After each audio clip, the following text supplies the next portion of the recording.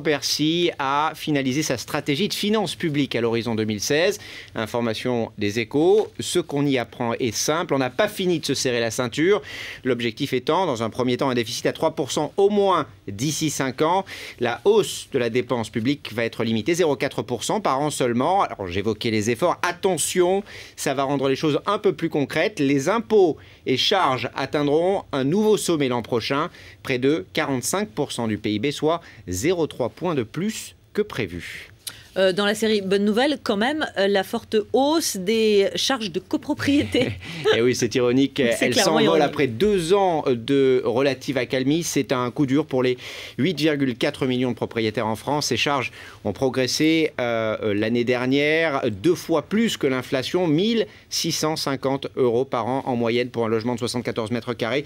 En grande partie responsable le chauffage collectif. La facture progresse de 6,6%. Et puis les ascenseurs, plus 7,1%. Même amputé, l'ISF est une bonne affaire, une bonne nouvelle pour l'État, une bonne affaire, ouais. L'impôt de solidarité sur la fortune qui devrait rapporter plus que prévu 4,2 milliards d'euros cette année, 10% de plus que les attentes, malgré la suppression récente de la première tranche de cet impôt. En cause, une sous-évaluation des recettes et puis la lutte contre l'évasion fiscale. Visiblement, ça fonctionne. On parle d'un couple franco-allemand, il se prépare au changement. Nicolas Sarkozy et Angela Merkel qui vont faire des propositions pour une plus grande convergence des politiques économiques de la zone euro. C'est l'une des conséquences de la crise de la dette.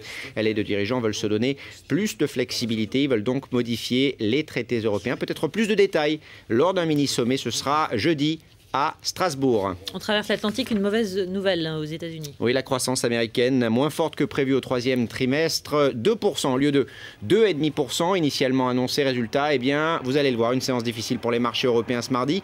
Du rouge pour tout le monde, y compris pour le CAC 40, l'indice français qui abandonne 0,8% à la clôture, 2870 points pour le CAC. Le CAC qui a perdu plus de 25%, un quart de sa valeur en un an.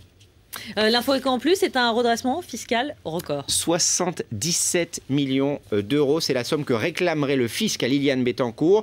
Et c'est en plus des 30 millions déjà révélés l'été dernier, en cause des irrégularités sur une douzaine de comptes à l'étranger et diverses propriétés. Au total, vous aurez peut-être fait l'addition, ça fait environ 108 millions d'euros dus au fisc.